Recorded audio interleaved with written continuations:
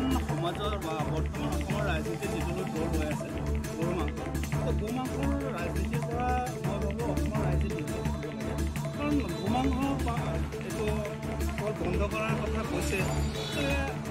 ভাৰতৰ সংবিধানত এটা কথা উল্লেখ কৰা আছিলে, কোনটো ধৰ্মৰ মানুহে কোনটো মাংস খাব বা কোন খাদ্য খাব সেইটো সাংবিধানিক অধিকাৰ আছে। গতিকে এই ক্ষেত্ৰত মই ভাবোঁ অসমৰ ৰাইজে এইটোৰ পৰা বিৰত থাকিব লাগে। বিৰত থাকি কেনেকৈ অসমৰ সংখ্যালঘু বা সংখ্যাগুৰু ৰাইজে নিজৰ সন্তানৰ প্ৰতি গুৰুত্ব দিব লাগে। প্ৰথম কথা, নিজৰ সন্তানৰ যদি সুশিক্ষাৰে শিক্ষিত নহয়, তেতিয়াহ'লে এইবিলাক কথা ৰাজনীতি পলিটিকেল নেতাবিলাকে এইবিলাক কথা তুলঙা মন্তব্য দি থাকিব।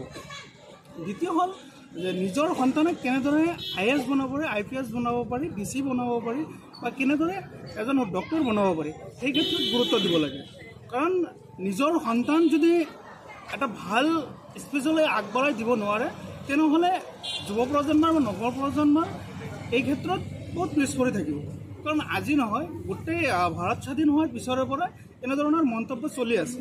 গতিকে এই ধৰণৰ মন্তব্য চলি থাকিব, এইবিলাক ৰাজনীতিক পলিটিচিয়ানবিলাকৰ কথা। গতিকে এইবিলাক কথাৰ পৰা বিৰত থাকিব লাগিব। আচলতে গো মাংস লৈ এয়া ৰাজনৈতিকৰণ হৈ আছে নেকি? এইটো নিৰপেক্ষভাৱে যে আমি চাওঁ, গো মাংস লৈ এইটো ৰাজনীতি চলি আছে। আজি গো মাংস বন্ধ কৰিব, কালি গাহৰি মাংস বন্ধ কৰিব, এইবিলাক কথাৰ পৰা আমি বিৰত থাকিব লাগে। কাৰণ এটা কথা আমি আগত ৰাখিব লাগে, কাৰণ কেনেকৈ ভাৰতবৰ্ষৰ ভিতৰত অসমখন শ্ৰেষ্ঠ ৰাজ্য হিচাপে লৈ যাব পাৰোঁ, শিক্ষাৰ ক্ষেত্ৰত কেনেকৈ আগবাঢ়িব পাৰোঁ। কাৰণ আজি চাওক, ভাৰতবৰ্ষৰ যিকেইটা ৰাজ্য আছে, এই ৰাজ্যৰ ক্ষেত্ৰত কেৰালাটো প্ৰথম স্থানত আছে শিক্ষাৰ ক্ষেত্ৰত। কেনেকৈ অসমখন প্ৰথম স্থানত দখল কৰিব পাৰোঁ, সেই ক্ষেত্ৰত আমি গুৰুত্ব দিব লাগে। এইবিলাকৰ মন্তব্যৰ পৰা বিৰত থাকি এইবিলাক আমি কেনেকৈ গুৰুত্ব দিব লাগে যে কেনেকৈ ভাৰতবৰ্ষৰ শ্ৰেষ্ঠ ৰাজ্য হ'ব পাৰোঁ। গতিকে মাননীয় মুখ্যমন্ত্ৰী মহোদয়ে এইবিলাকৰ ক্ষেত্ৰত বিৰত থাকিব বুলি মই আহ্বান জনাম যে এইবিলাক ৰাজনীতিৰ ক্ষেত্ৰত ৰাখক, কিন্তু অসমখন আগবঢ়াই লোৱাৰ ক্ষেত্ৰত চেষ্টা কৰোঁ। যেহেতু মূল্য বৃদ্ধি একেৰাহে বৃদ্ধি পাই আছে, গতিকে কি ক'ব? মূল্যবৃদ্ধি পাই আছে, কাৰণ এইটো বিভিন্ন ঠাইৰ সময়ত প্ৰতিবাদ চলি আছে।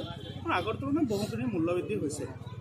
গোপালকসকলে কিছুমানে এইটো ব্যৱসায় হিচাপে লৈছে, সেইখিনি মানুহৰ কিবা কি পৰিস্থিতি হ'ব? সেই মানুহ গোপালক হিচাপৰ যিবিলাক গোপালক আছে, গোপালকৰ বহুখিনি প্ৰভাৱ পৰিব। কাৰণ এই ব্যক্তিসকলে, এই মানুহবিলাকে নিজৰ পৰিয়ালখন পোহপাল দি আছে এই গোৰ জৰিয়তে। কাৰণ এওঁলোকে গাখীৰৰ বিক্ৰী কৰে বা কেতিয়াবা গৰুখন বিক্ৰী কৰি কিনে কিবা এটা এবছৰ আগতে কিছুমান মানুহে ভাবি থয় যে মই এনেকুৱা এটা কাৰ্য এইটো কৰি কিনে এইটো কৰিম। গতিকে এই মানুহৰ ক্ষেত্ৰত বহুখিনি এটা প্ৰভাৱ পৰিব। গতিকে অৰ্থনৈতিক ফালে এইফালে আচলতে অৰ্থনৈতিক ফালেও যদি গো মাংসৰ ক্ষেত্ৰত যদি এনেকুৱা এটা স্থিতি হয়, অৰ্থনৈতিকভাৱে অসমখন বহুতখিনি পিছ পৰিব বুলি মই ভাবোঁ। পৃথিৱীৰ বিভিন্ন ৰাজ্যত আচলতে পৃথিৱীৰ বিভিন্ন ৰাষ্ট্ৰত গো মাংস আচলতে এক্সপৰ্ট হয়। ভাৰতবৰ্ষও প্ৰথম স্থান বুলি পাইছে বুলি শুনা পাইছে, এই ক্ষেত্ৰত কি ক'ব? সেইটো সংবাদ মাধ্যমত আমিও দেখা পাইছোঁ যে ভাৰতবৰ্ষই বিভিন্ন কাণ্ট্ৰিত গো মাংসৰ ক্ষেত্ৰত 1 নম্বৰ স্থানত আছে। গতিকে অসমত, ভাৰতবৰ্ষৰ যদি বাকী ৰাজ্যবিলাকত চলে, অসমৰ ক্ষেত্ৰত এনেকুৱা স্থিতি এটা তুলঙা মন্তব্য বুলি মই ভাবোঁ। কাৰণ এইটো ৰাজনীতিক মেৰুকৰণ, আগন্ত 26ৰ নিৰ্বাচন আহি আছে। গতিকে এইটো কেইদিনমান চলিব। গতিকে এইবিলাকৰ ক্ষেত্ৰত বিশেষকৈ মই সংখ্যালঘু সমাজক এটা আহ্বান জনাম যে আপোনালোকে নিজৰ সন্তানক গুৰুত্ব দিয়ক। কাৰণ আমাৰ সংখ্যালঘু অঞ্চলবিলাকত বহুকেইটা সমস্যা আগুৰি আছে। কাৰণ আজি চাওক, যিবিলাক মানুহৰ নদীত কবলত, গৰাখহনীয়াৰ কবলত পৰি কিনে ঘৰ বাৰী হেৰুৱাইছে, সেইজন ব্যক্তিহে জানে।